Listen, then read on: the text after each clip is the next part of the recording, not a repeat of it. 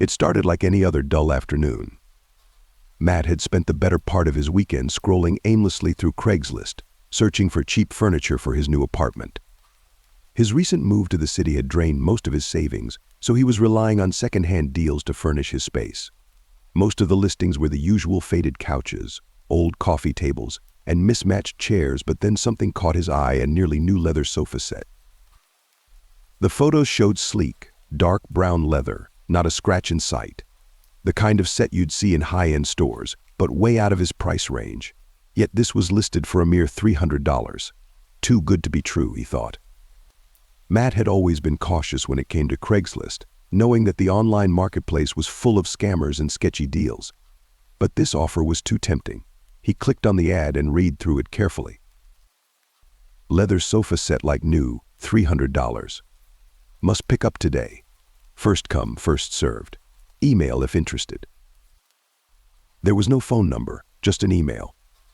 Matt hesitated for a moment before typing out a quick message, asking if the set was still available. He didn't expect much but figured he had nothing to lose.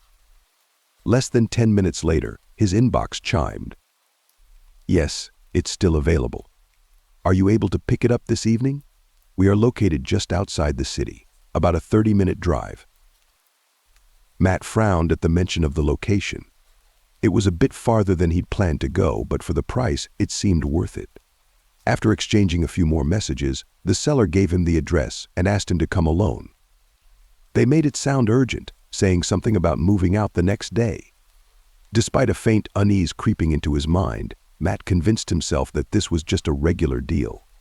After all, people moved and sold things online all the time.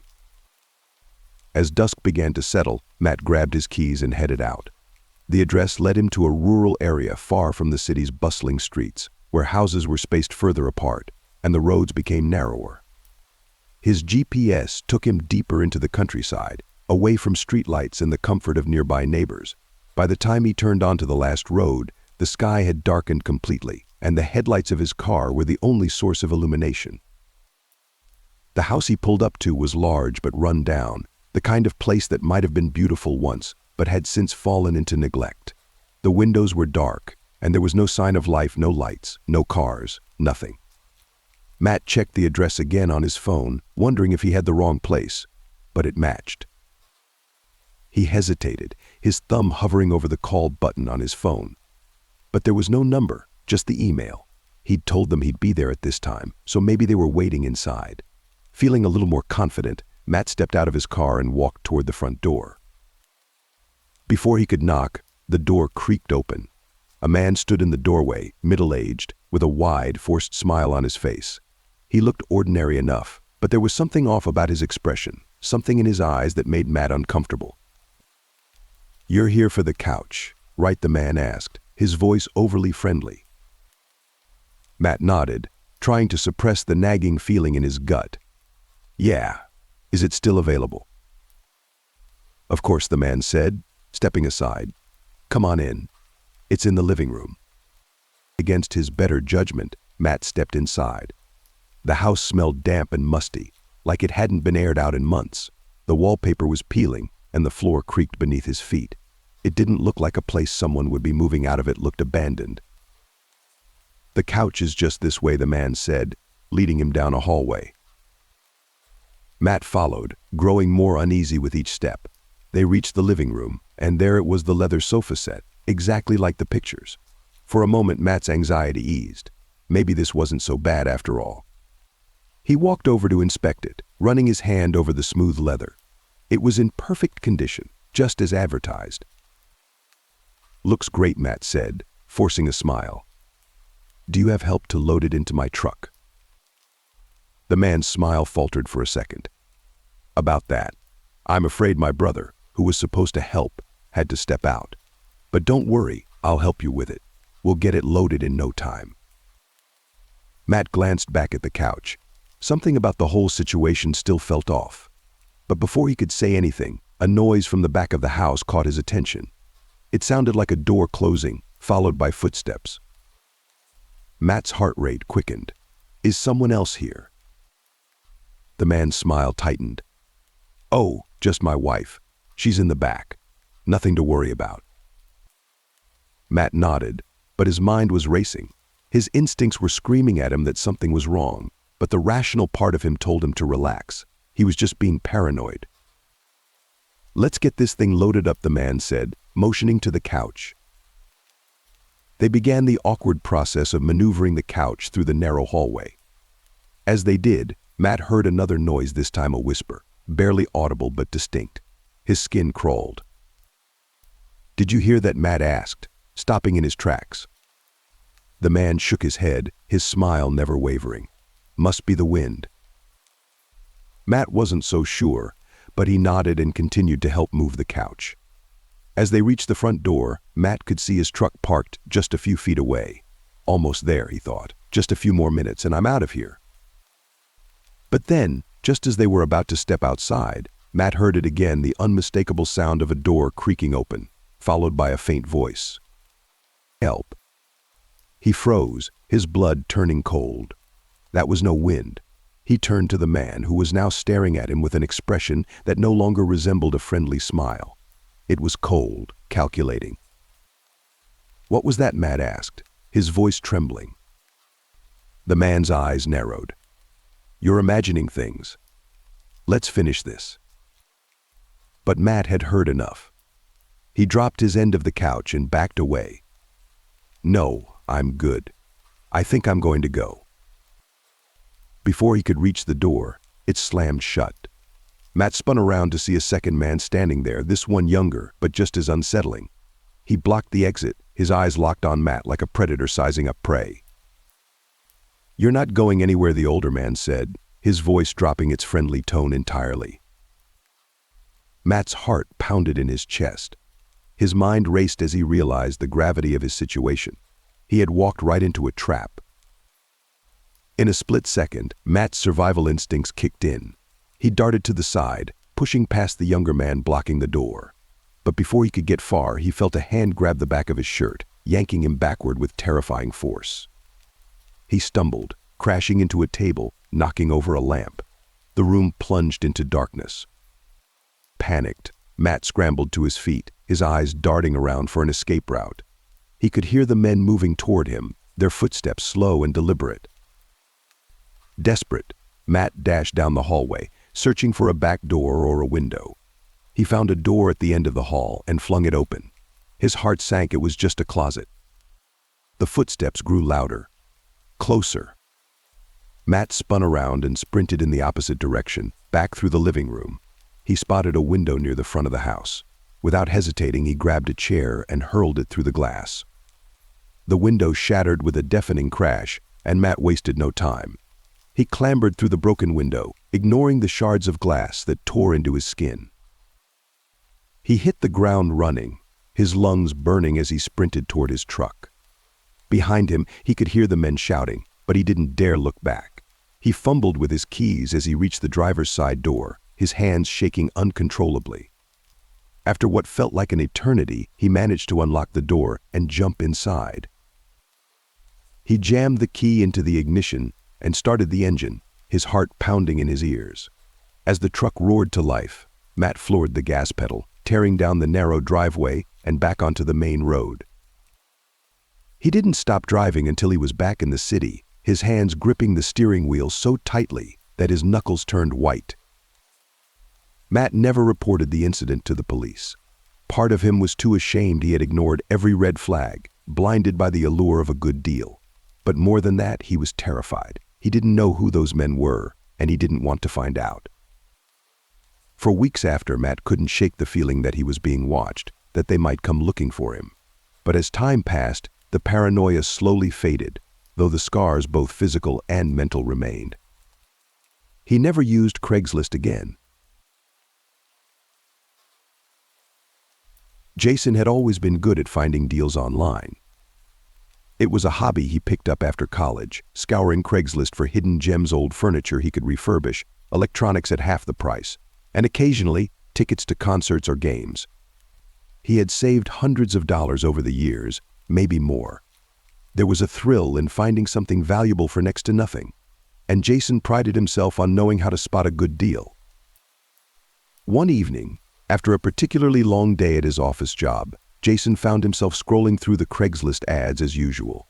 His eyes were tired, and he was absent-mindedly clicking through listings until one ad caught his attention. Canon EOS 5D Mark IV $300, barely used, moving out of town, need gone ASAP. Jason couldn't believe it. The camera, one of the best professional-grade DSLRs on the market, usually retailed for over $2,000. He figured there had to be a catch, but the ad sounded legitimate. The seller claimed they were moving abroad and couldn't take their photography equipment with them. The images in the post showed a pristine camera, complete with lenses and a carrying case. He hesitated for a moment, sensing something off about the price. But the deal was too good to pass up. Without thinking too much, he clicked on the Contact Seller button and sent a short message. "Hi, I'm interested in the camera. Is it still available?" The reply came back surprisingly fast, just 5 minutes after he sent his message. "Yes, still available. If you're serious, I can meet tonight. I'm moving tomorrow morning." Jason's heart raced. He loved acting on impulse, and this seemed like an opportunity he couldn't let slip away. The seller gave him an address that was only a 20-minute drive from his apartment. It was in a part of town he didn't usually visit, more industrial, with warehouses and auto repair shops lining the streets. But there were residential areas nearby, and Jason figured the guy probably lived in one of those apartment buildings. Excitement overrode any caution he should have felt. He grabbed his wallet, keys, and phone and headed out the door. On the way, he sent the seller a quick text. "On my way. See you in 20. The drive was uneventful. The sky had turned dark, and the hum of the city faded into the distance as he neared the outskirts. The address led him to a small, nondescript building that looked more like an old warehouse than an apartment complex. Jason's enthusiasm dimmed as he pulled up to the curb, glancing around. There were no other cars, and the streetlights were dim. His phone buzzed in his pocket. "I'm inside. Come to the back door." Jason hesitated for the first time. Something about the situation was starting to feel wrong. The building didn't look like a place someone would live, and why use the back door? His instinct screamed at him to leave, but the thought of that camera, just within his grasp, silenced the warnings. Jason parked his car on the side of the building, got out, and made his way to the rear as instructed. The alley behind the building was narrow, littered with trash, and poorly lit. His footsteps echoed off the brick walls, making the hair on his neck stand up. At the end of the alley, he saw a steel door, slightly ajar. It creaked as he pushed it open. Inside, there was a short hallway lit by a single bare bulb hanging from the ceiling. The concrete floor was cracked and uneven, the walls dingy with age and neglect. "Hello," Jason called, his voice echoing back at him. A figure appeared at the end of the hallway, a man in his mid-30s, tall and lean, wearing a black hoodie. His face was partially hidden in the shadows. "You here for the camera?" the man asked, his voice gruff. Jason nodded, feeling a slight shiver of unease. "Yeah, you still got it." The man stepped back into the room behind him, gesturing for Jason to follow. "It's in here." Jason's heart thudded in his chest. Everything about the situation screamed at him to leave, but he forced himself forward, rationalizing that the guy was probably just awkward, not dangerous. The room was small and cluttered with random pieces of furniture, an old desk, a few broken chairs, and stacks of cardboard boxes. On the desk, Jason spotted the camera, exactly like the one in the ad. Relief washed over him. "There it is," the man said. "Take a look." Jason approached the desk, his hands slightly trembling as he picked up the camera. It felt real, heavy, just like the one he had borrowed from a friend once. But something didn't feel right. The man was standing too close now, hovering over him, watching his every move. Jason fumbled with the camera, trying to inspect it quickly. "So, $300, right?" Jason asked, trying to keep his tone light. The man didn't answer. Jason looked up and realized the man's expression had changed, his eyes cold and calculating. Suddenly, the door slammed shut behind him. Panic gripped Jason's chest. He was trapped. Jason's instincts kicked in, adrenaline flooding his system. He needed to get out, fast. "What's going on, man?" Jason asked, taking a step back, trying to keep his voice steady despite the fear creeping up his spine. The man's lips curled into a twisted smile. "I think you should give me your wallet." Jason's stomach dropped. This wasn't just about the camera anymore, it was a setup. He cursed himself for not listening to the warning signs earlier. "I don't have much cash on me," Jason stammered, trying to buy time. His mind raced, searching for a way out. The room had no windows, and the only exit was the door behind the man. "I'm not asking," the man said, his voice dropping to a menacing whisper.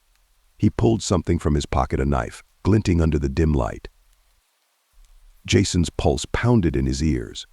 His brain screamed at him to move, but his feet felt glued to the spot. "Just hand it over," the man said, stepping closer, the knife raised slightly. Jason knew he couldn't fight the man. He wasn't physically strong, and the guy was armed. His only option was to comply, at least for now. Slowly, Jason reached into his back pocket and pulled out his wallet, tossing it to the man. The man caught it midair, flipping it open with his free hand. He pulled out the cash, just $60, and sneered. "That's it." Jason's mind scrambled. "I've got more in the car," he lied, hoping to lure the man outside where he could make a run for it. The man considered this for a moment, then jerked his head toward the door. "Fine, let's go." Jason turned and walked to the door, his heart racing, every muscle tensed, ready to bolt the moment he had a chance. The man followed closely, the knife still in his grip. As they stepped into the hallway, Jason's mind raced through possible escape routes. The alley was long and narrow, but if he could get to the street, he might have a chance. He glanced over his shoulder. The man's attention was on the wallet in his hand, distracted. Without warning, Jason shoved the man with all his strength, sending him stumbling back. Before the man could react, Jason bolted for the alley, his legs pumping harder than they ever had before. The walls blurred around him as he sprinted toward the open street, the sound of the man's footsteps thundering behind him. He burst out into the street, gasping for air, his lungs burning. His car was parked just a few feet away. He fumbled with the keys, his hands shaking, as the man's footsteps grew louder. Finally, he managed to unlock the door and throw himself inside. Just as the man reached the car, Jason slammed the door shut and hit the lock button. The man pounded on the window, his face twisted in fury. Jason threw the car into gear and floored the gas, the tires screeching as he sped away. Jason didn't stop driving until he was miles away from the warehouse. His hand still trembled as he gripped the steering wheel, his mind replaying the encounter over and over. How had he let himself get into such a dangerous situation? He pulled over in a gas station parking lot, taking deep breaths to calm himself. His wallet was gone, but he didn't care. He was alive. Later that night, he filed a report with the police, giving them the address and the details of what had happened. The officer on the phone told him they'd send someone to check it out, but Jason knew the man would be long gone by the time they arrived. As he lay in bed that night, still shaken, Jason couldn't help but think of all the times he had trusted Craigslist, all the deals he'd made without incident. But now, he knew better. Not every deal was worth the risk.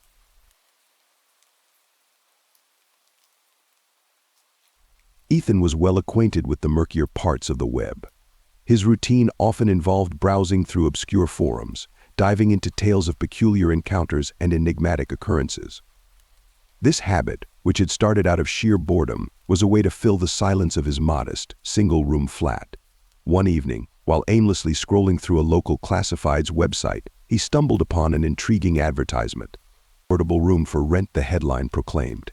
The ad itself was sparse, almost alarmingly so. Large room available in a serene neighborhood. Low rent, no inquiries. Contact for details. There was a contact number, but no photos, no location, and not even a description of the property. Ethan wavered, his cursor hovering over the contact number. It was odd, definitely, but the allure of inexpensive rent was hard to ignore. His current lease was nearing its end, and finding something within budget in the city was proving challenging. After a brief moment of indecision, Ethan decided to text the number. He kept it short and to the point. "Hello, I'm interested in the room. Can you provide more information?" He sent the message and waited. Minutes turned into an hour with no reply. Shrugging it off, he went about his evening, assuming the ad was either a scam or the room had already been taken. It was close to midnight when his phone buzzed. Ethan looked at the screen, surprised to see a message from the number he had contacted earlier. "The room is still available. Address is 2218 Harrison Avenue. Visit tomorrow at 3 p.m. Bring cash." The bluntness of the message made him uneasy, but his curiosity prevailed. He quickly looked up the address on his phone and discovered it was located in a tranquil, residential area on the outskirts of the city. The houses there were older, dating back to the early 1900s, and the area had a reputation for being somewhat run down. Nonetheless, it wasn't the worst part of the city, and the prospect of cheap rent was too tempting to resist. Ethan decided to check it out. The next day, Ethan drove to Harrison Avenue. As he maneuvered through the narrow, winding streets, he couldn't shake the feeling that something was amiss. The houses in the neighborhood were all similar two-story buildings with peeling paint and neglected lawns. The street was unsettlingly quiet, with no cars parked along the curbs and no visible signs of life in the houses. When Ethan finally arrived at 2218 Harrison Avenue, he took a moment to survey the house. It was a large old Victorian, with faded white paint and a sagging porch. The windows were dark, the curtains tightly drawn, and the yard was a chaotic mess of weeds and overgrown shrubs. A single, rusty mailbox leaned at an awkward angle near the driveway. Ethan parked his car and stepped out, a shiver of unease creeping over him. The house seemed to loom ominously. He walked up the cracked path, his footsteps echoing in the silence, and climbed the creaking steps to the front door. There was no doorbell, just a tarnished brass knocker shaped like a lion's head. He hesitated for a moment, then lifted the knocker and let it fall. The sound reverberated through the house, deep and hollow. Ethan waited, glancing around the porch as the seconds ticked by. Just as he was about to knock again, the door creaked open. A man stood in the doorway, his figure shrouded in the shadows within. "Are you here about the room?" the man asked, his voice low and rough. Ethan nodded. "Yes, I sent you a text last night." The man stepped back, opening the door wider. "Come in." Ethan hesitated, but then entered. The air inside was cool and stale, with a faint hint of dampness. The interior was dimly lit, with only a few small lamps casting a weak glow. The walls were adorned with dark wood paneling, and the floors creaked with every step. "Follow me," the man said, guiding Ethan down a narrow corridor. "The room is upstairs." As they walked, Ethan noticed how empty the house seemed. There was no furniture in the living room, just a few old chairs and a small table. The hallway was barren, with only a single painting hanging askew on the wall. The entire place had an abandoned, almost eerie atmosphere. The man led Ethan up a steep staircase to the second floor. The steps groaned under their weight, and the banister wobbled precariously as they climbed. At the top of the stairs, the man stopped in front of a door at the end of the hall. "This is the room," he said, pushing the door open. Ethan peered inside. The room was small but clean, with a single bed, a dresser, and a window overlooking the backyard. The walls were painted a dull beige, and the floor was covered in a worn carpet. It wasn't much, but it would suffice. "The rent is $300 a month," the man said, "cash only. No lease, no questions." Ethan frowned. "That's incredibly low." "Why such a low rate?" the man shrugged. "The house is old and needs repairs. Plus, not many people are keen on living out here. Interested or not," Ethan hesitated. The entire situation felt off, but the prospect of saving money was too tempting. With a job that barely covered his expenses, this low rent could allow him to save for the future. "All right," Ethan said finally. "I'll take it." The man nodded. "You can move in whenever you're ready.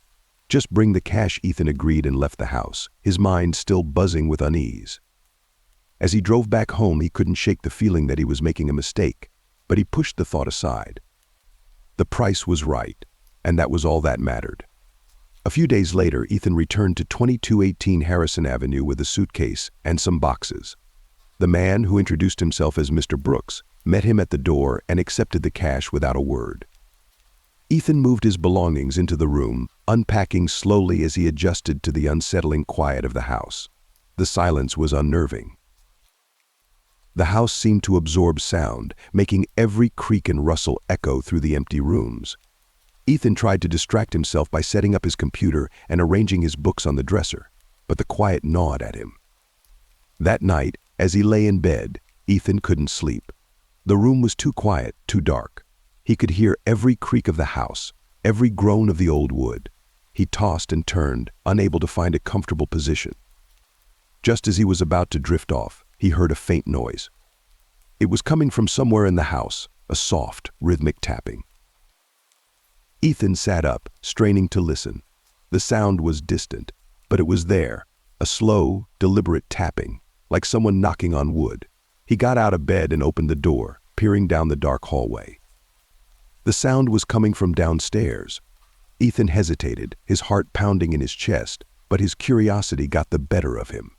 He crept down the stairs, careful to avoid the creaky spots, and followed the sound to the living room.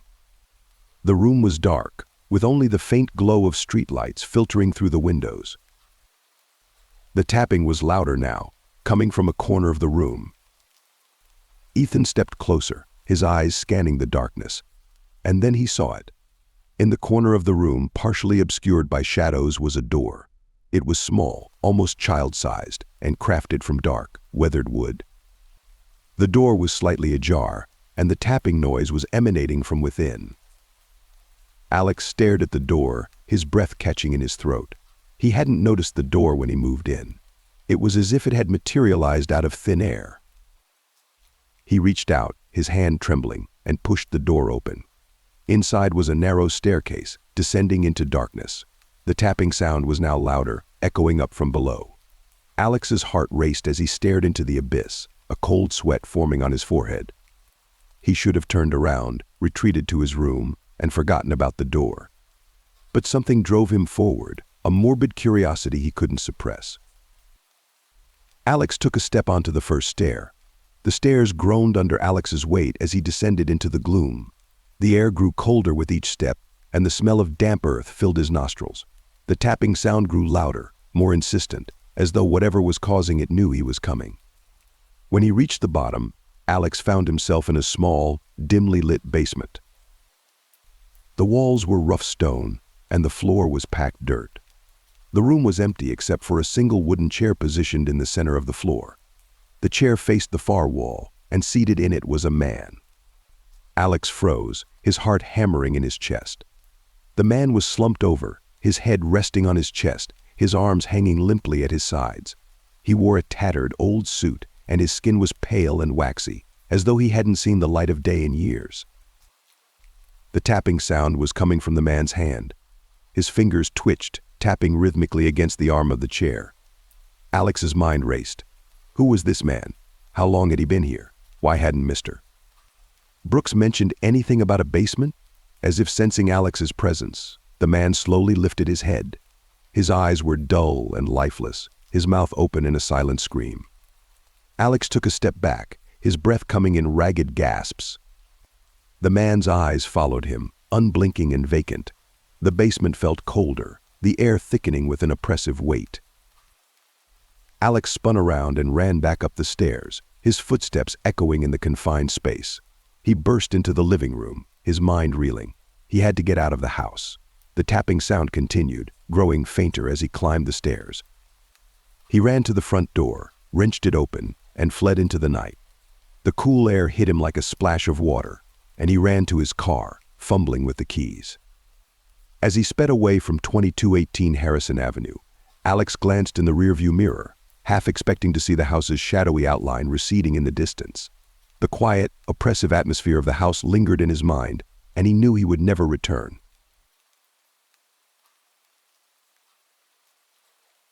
It was a chilly October evening when Jenna Collins sat down at her laptop, the glow from the screen the only source of light in her dimly lit apartment. She had recently moved to a small town in the Midwest for a new job, leaving behind her bustling city life and a slew of familiar faces. Now, in the heart of rural America, she found herself yearning for some company. The loneliness of her new surroundings was palpable, and the idea of finding a few inexpensive items for her sparsely decorated apartment was more comforting than she had anticipated. Jenna's eyes scanned the Craigslist listings, her mouse hovering over various ads for furniture, household goods, and even local events. The town was small, and opportunities to meet new people seemed as limited as the options in the town's one and only coffee shop. She stumbled upon an ad that seemed perfect for her needs: a vintage armchair that was being sold for a mere $50. The description was simple but intriguing: beautifully restored vintage armchair, perfect for any space. Contact Tom. Jenna felt a twinge of excitement. She needed a comfortable chair, and this one, with its classic design, seemed like just what she was looking for. She clicked on the email link and typed out a quick message, asking if the chair was still available and requesting a time to pick it up. A response came swiftly: sure thing. I'm free this weekend. How about Saturday at 2 p.m.? I live out on the edge of town, so I'll give you the address when you confirm. Jenna quickly agreed, noting the address in her phone. It was a bit farther from town than she had expected, but she was eager to furnish her apartment and figured the drive would be worth it. Saturday arrived, and Jenna set out in her old hatchback, the GPS guiding her through winding country roads that seemed to get darker and more isolated with each turn. The foliage was in peak fall color, but the beauty of the landscape did little to ease the growing unease she felt. The address led her to a long, gravel driveway that snaked through a dense forest. At the end of the driveway was a large, dilapidated farmhouse that seemed to have seen better days.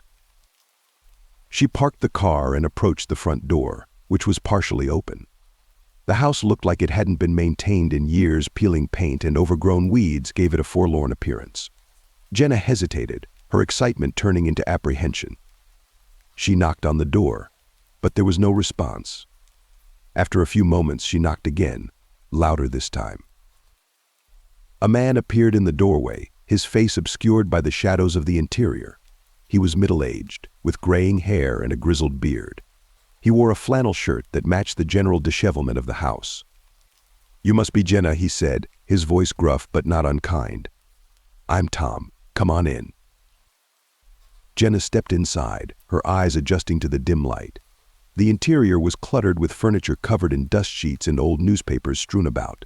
Tom led her to a room where the armchair was displayed. It was indeed a beautiful piece, with rich, dark wood and a plush seat that looked incredibly comfortable. Tom started to chat about the chair's history, but Jenna's attention was divided. She noticed a large, antique-looking trunk in the corner of the room, its lid slightly ajar. Her curiosity got the better of her. She glanced back at Tom, who was still talking animatedly, and then took a few steps toward the trunk. As she drew closer, Jenna noticed something unusual about the trunk. It was lined with what appeared to be old photographs. She couldn't make out much from where she stood, but the sight of them made her uneasy. She quickly turned her attention back to Tom, who was now explaining that he was moving out of town and needed to clear out the old house. As Jenna and Tom finalized the transaction, Tom mentioned that he had another piece of furniture he needed to get rid of: a large wooden cabinet in the basement. Jenna, hoping to make the most of her trip, agreed to check it out. Tom led her down a narrow staircase into a dimly lit basement. The space was musty, filled with old boxes and cobwebs. The cabinet was large and imposing, and Jenna's unease grew as she noticed that the basement seemed to have a strange layout. There were no windows, and the only light came from a single, flickering bulb overhead. Tom seemed to be moving around with an almost practiced ease, as if he were used to dealing with such settings. Just as Jenna was about to inspect the cabinet, the light flickered and went out, plunging the basement into darkness. Panic set in. Jenna fumbled for her phone to use its flashlight, but before she could turn it on, she felt Tom's hand on her shoulder. "Let's not worry about the cabinet right now," he said softly. "I think you've seen enough." Jenna managed to regain her composure and agreed to leave. Tom led her back upstairs, and she was relieved when she saw the bright light of the late afternoon sun filtering through the front door. She quickly grabbed the armchair, paid Tom, and hurried back to her car, feeling a growing sense of dread. As Jenna drove back to town, she couldn't shake the feeling that something was very wrong. The photographs, the strange basement, and Tom's unsettling demeanor haunted her thoughts. When she arrived home, she tried to brush off the experience as an overreaction to being alone in an unfamiliar place. Later that night, Jenna couldn't sleep. The images of the basement and the trunk replayed in her mind. Driven by a mix of curiosity and unease, she decided to research Tom and the farmhouse online. What she discovered made her blood run cold. Tom was not a local name. There were no records of him in the town's history or property records. Instead, Jenna found reports of similar experiences from people who had bought items from ads in rural areas, strange encounters, unsettling situations, and sometimes people who had vanished without a trace. Jenna realized she had narrowly escaped a potentially dangerous situation. The following day, she contacted the local authorities and reported her experience. They conducted an investigation, but by then Tom was nowhere to be found. The farmhouse was abandoned, and no one had any information on Tom's whereabouts. Though the police never uncovered anything concrete, Jenna's story became a cautionary tale among locals.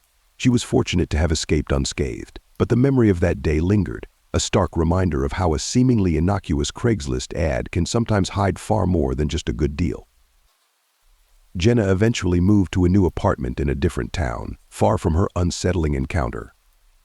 The armchair, now in her living room, served as a constant reminder of the chilling lesson she had learned: some deals are too good to be true, and sometimes the best decision is to trust your instincts and walk away.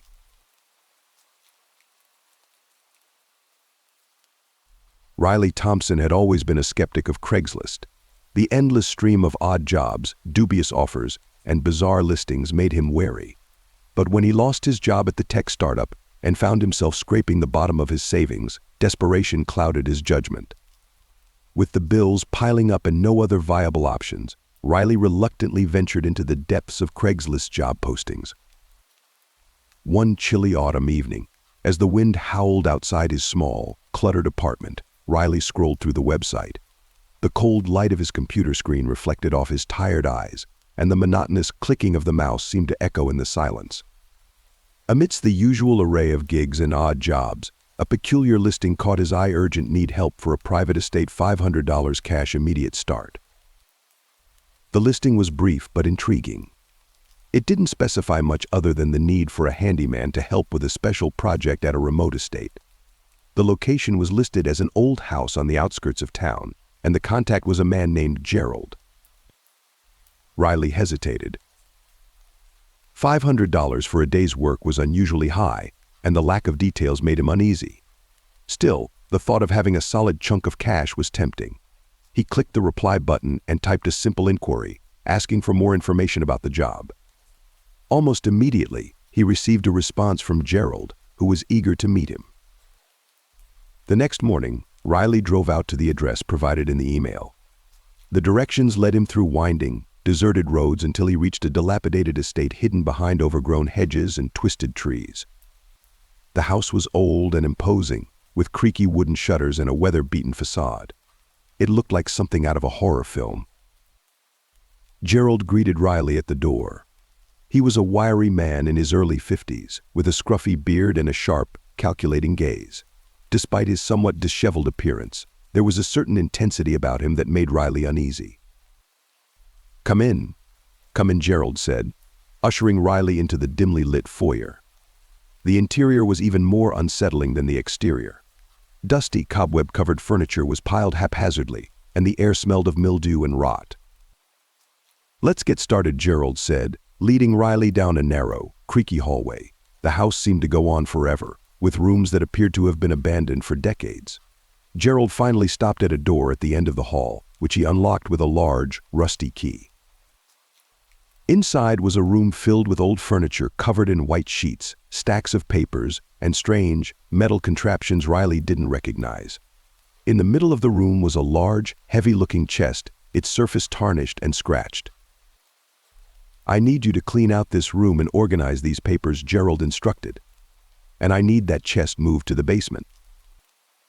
Riley was puzzled. It seemed like an odd job, but he was determined to get the money. He started working, trying to ignore the eerie silence that enveloped the house. The more he cleaned, the more he began to notice strange things. There were stacks of documents with cryptic symbols and names, and the chest seemed to be locked tightly, with no obvious way to open it. As the hours passed, Riley's unease grew. The house was strangely cold, and every creak of the floorboards seemed louder than usual. Gerald was rarely around, only popping in occasionally to check on Riley's progress. At one point, Riley heard a noise from the basement, a muffled thud, followed by what sounded like scraping. He hesitated, then decided to investigate. He found a narrow staircase leading down into darkness. The basement was cluttered with more old furniture and boxes, but what caught Riley's eye was a series of photographs pinned to the wall. They showed various people, all with the same unsettling expression: fear, desperation, and pain. A sudden noise made him jump. Riley turned to see Gerald standing at the top of the stairs, a stern look on his face. "What are you doing down here?" Gerald demanded. "I was just," Riley started, but Gerald cut him off. "Just stick to the job," Gerald said sharply. "Don't go poking around." Riley returned to the room, his mind racing. He couldn't shake the feeling that something was terribly wrong. As evening approached, he finished organizing the papers and attempted to move the chest. It was heavier than he expected, and he struggled to maneuver it down the basement stairs. The chest seemed to groan under the strain, adding to his growing sense of dread. When he finally reached the basement, Gerald was waiting, looking impatient. "Leave it there," Gerald said, pointing to a corner of the basement. Riley set the chest down and wiped the sweat from his brow. Gerald seemed to be scrutinizing the chest with a look of satisfaction. "Thanks for your help," Gerald said, pulling out a wad of cash from his pocket. "Here's your payment." Riley took the money, eager to leave. As he turned to go, Gerald suddenly stopped him. "Just one more thing," Gerald said, his tone shifting to something more ominous. "You weren't supposed to find those photographs. You see, this estate has a way of finding people who don't belong." Riley's heart raced. He quickly made his way to the door, barely managing to conceal his panic. He was out of the house and into his car in record time. As he drove away, he glanced back at the estate, feeling a shiver run down his spine. The next day, Riley tried to put the unsettling experience behind him, but it lingered in his thoughts. He decided to investigate further, using the cash he had earned to hire a private investigator. What he discovered was chilling. The estate had a dark history of disappearances and rumors of illegal activities. Many people had come and gone, but a few had never left. The photographs Riley had seen were linked to a series of unsolved cases. The names and faces matched those of individuals who had vanished under mysterious circumstances. Riley realized that Gerald had been using the estate to hide his crimes, preying on vulnerable individuals like himself. Riley never went near Craigslist again. The incident left him wary and haunted by the thought of what might have happened if he had stayed any longer. The estate remained abandoned, a silent reminder of the dangers lurking behind seemingly innocuous offers. Riley learned a harsh lesson about the risks of desperation and the importance of trusting one's instincts. The mysterious chest and the chilling photographs remained a part of Riley's nightmares, a constant reminder that sometimes curiosity can lead to terrifying consequences.